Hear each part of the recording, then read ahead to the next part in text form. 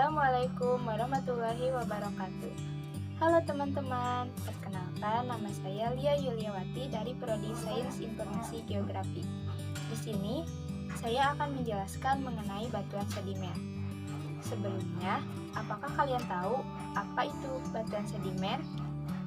Batuan sedimen merupakan batuan yang terbentuk karena adanya proses litifikasi atau proses pembatuan dari hasil pelapukan dan juga erosi tanah yang terbawa arus dan kemudian mengalami pengendapan. Batuan sedimen meliputi 75% dari permukaan bumi dan diperkirakan batuan sedimen mencakup 8% dari total volume kerak bumi. Proses pembentukan batuan sedimen terbagi menjadi 3, yaitu pemampatan atau compaction, penyimenan atau cementation, dan yang ketiga penghaburan atau rekristalisation. Namun, pada umumnya, batuan sedimen terbentuk melalui 2 cara, antara lain 1. Batuan sedimen terbentuk dalam lembangan pengendapan. Dengan kata lain, proses pembentukannya tidak mengalami proses pengangkutan. Sedimen jenis ini dikenal juga sebagai sedimen autochthonous. Adapun jenis batuan sedimen yang termasuk dalam golongan ini diantaranya evaporit, batu kapur, dan laterit. Yang kedua yaitu batuan sedimen terbentuk tidak dalam lembangan pengendapan, melainkan di luar lembangan pengendapan. Dengan kata lain, proses pembentukannya mengalami proses pengangkutan, yang mana angkutan tersebut membawa sedimen ke lembangan pengendapan yang baru. Jenis batuan sedimen yang termasuk dalam golongan ini diantaranya konglomerat dan volcanoklastik.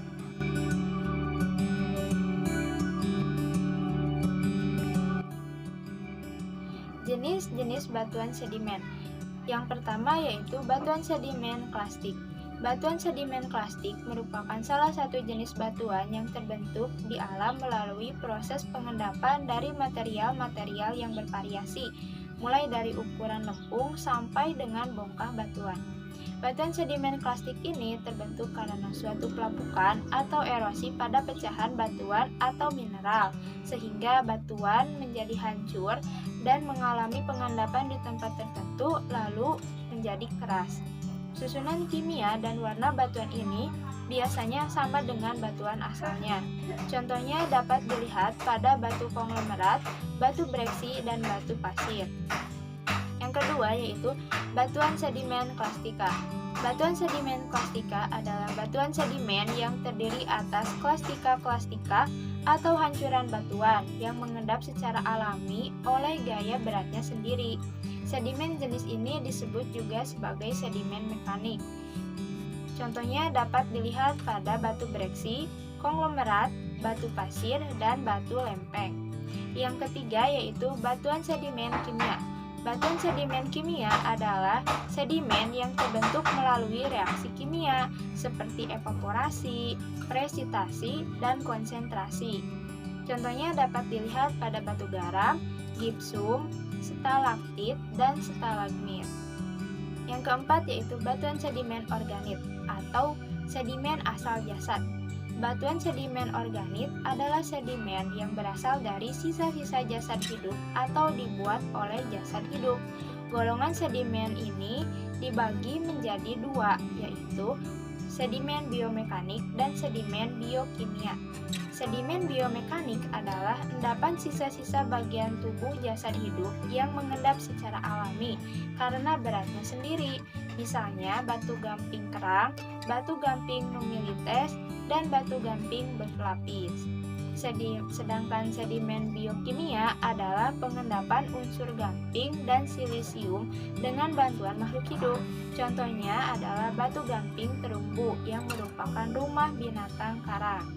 Yang kelima yaitu batuan sedimen organik. Batuan sedimen organik atau batuan sedimen biogenik merupakan batuan yang terbentuk karena adanya sisa-sisa makhluk hidup yang mengalami pengendapan di tempat tertentu. Contohnya dapat dilihat pada batu karang yang terbentuk dari terumbu karang yang mati dan fosfat yang terbentuk dari kotoran kelelawar serta batu gamping.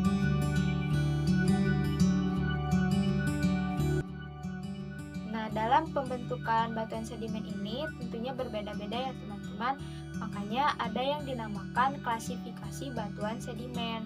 Nah, di dalam klasifikasi batuan sedimen ini ada yang berdasarkan tenaga yang mengangkut hasil pelapukan dan erosi batuan sedimen yang digolongkan menjadi 3 bagian.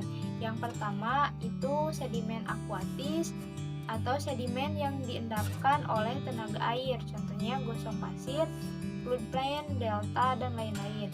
Yang kedua ada sedimen airis atau sedimen yang diendapkan oleh tenaga angin, contohnya tanah los dan sandanas. Yang ketiga ada sedimen glasial atau sedimen yang diendapkan oleh gletser, contohnya morena dan drumlin.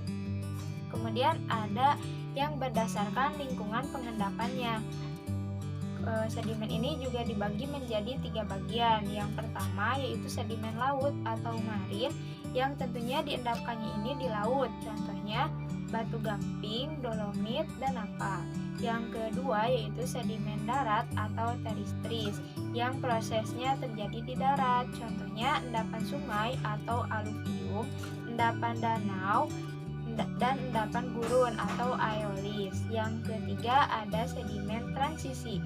Lokasi pembentukannya itu terletak antara darat dan laut, misalnya endapan delta dan endapan rawa-rawa atau igneous.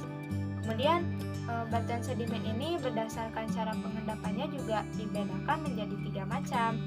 Yang pertama yaitu ada sedimen plastis atau akumulasi partikel-partikel yang berasal dari pecahan batuan dan sisa-sisa kerangka organisme yang telah mati. Yang kedua yaitu ada sedimen kimia, yaitu yang terangkut dalam bentuk larutan kemudian diendapkan secara kimia di tempat lain. Nah, endapan kimia juga berasal dari sumber air panas dan secara tiba-tiba mengalami pendinginan akan menghasilkan endapan opal atau kalsit. Contohnya evaporasi dari air laut dan air danau, batuan sedimen kimiawi. Yang ketiga yaitu sedimen organik atau batuan sedimen yang dibentuk atau diendapkan oleh organisme.